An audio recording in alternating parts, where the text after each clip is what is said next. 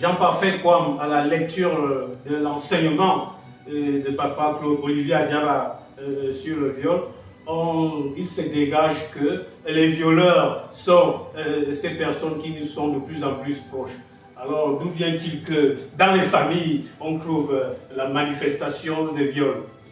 Merci pour Camille pour cette question. Permets-moi tout d'abord d'adresser un chaleureux bonjour, plein de gratitude et d'admiration à notre président du Conseil des sages, papa Claude Olivier Adiaba. Bonjour chers amis internautes. Aujourd'hui, à cause de la dépravation des mœurs, de plus en plus, on retrouve les viols dans nos familles. Les violeurs sont de plus en plus proches de leurs victimes.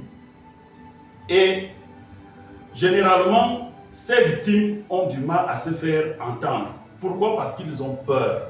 Et ils ont peur de diviser la famille. Ils ont peur de ne pas être compris. Ils ont peur de la réaction des autres. Donc, papa Claude Olivier Adiaba aujourd'hui, à travers cet enseignement, vient nous interpeller déjà en tant que parents à veiller sur nos enfants, à veiller sur ceux dont nous avons la charge. Parce que ça se passe généralement dans nos maisons. Ce sont nos cousins, nos oncles, nos tantes, justement, qui lorsqu'ils se retrouvent avec les personnes qu'ils estiment vulnérables, abusent de ces personnes. Ou bien on leur a confié une progéniture, peut-être un enfant parce qu'on l'occupait. Tout à fait. Il se trouve que l'enfant se fait abuser par ses oncles qui étaient censés les protéger, les encadrer, veiller sur leur éducation. Donc aujourd'hui on se rend même compte que ça va même plus loin. Certains parents même abusent de leurs enfants.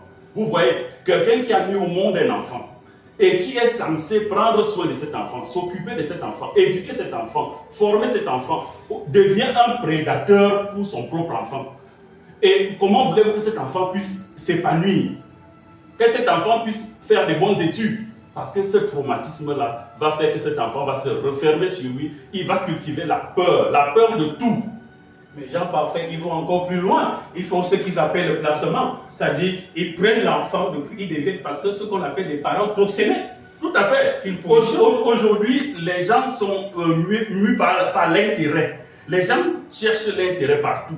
Pour peu qu'on a un collègue qui a une situation sociale plus stable, on est prêt à lui confier notre enfant pour qu'il épouse l'enfant de celui-là sans pour autant se rapprocher de notre enfant, savoir ce qu'il souhaite, savoir ce qu'il désire. Donc nous recherchons, aujourd'hui nos parents recherchent uniquement son intérêt. Mais pourtant ces parents proxénètes ont des enfants, ils ont des sœurs, ils ont des parents, ils ont des sœurs, ils ont des mamans à qui ils n'aimeraient pas que cela leur arrive. Mais ils font ça aux enfants des autres, alors qu'ils protègent eux-mêmes parfois leur propre progéniture.